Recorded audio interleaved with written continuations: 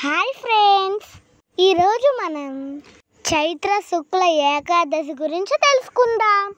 ఈ ఏకాదశికి కామద ఏకాదశి అని పేరుంది. ఇది వరాహ పురాణంలో చెప్పబడింది.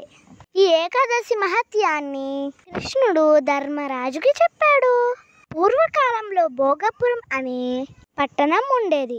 దానికి రాజు పుండరీకుడు అనే సర్పరాజు గంధర్వులు, కిన్నెరులు, అప్సరసలు సేవించు పడేవాడు.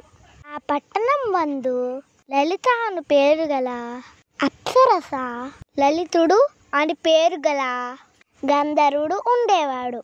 వీరిద్దరూ అనురాగం వల్ల వివాహం చేసుకున్నారు. ఆ పట్టణ ప్రభు పుండరీకుడు నాగులు గంధర్వులతో సభలో కొలువు తీరి ఉన్నారు.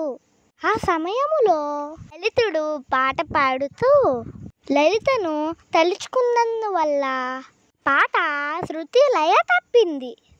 ఆ కారణంగా మహారాజు లలితుడిని రాక్షసుడిగా కావలసిందిగా శపించాడు. ఆ విషయం తెలిసి తన భార్య లలిత కూడా భర్తతో మహా అరణ్యంలోనే సంచరించింది. లలిత ఋష్యశృంగ మహర్షిని ప్రాధేయపడగా కామద ఏకాదశి వ్రతాన్ని ఆచరించి ఆ ఫలాన్ని తన భర్తకు దారపోయమని చెప్పాడు. ఆ విధంగా చెయ్యగా పాప విమోచనం అయ్యి అతని పాపములు నశించాయి. ఈ కామద వ్రతమహత్యంని పెద్దగా వినిన వాజపేయ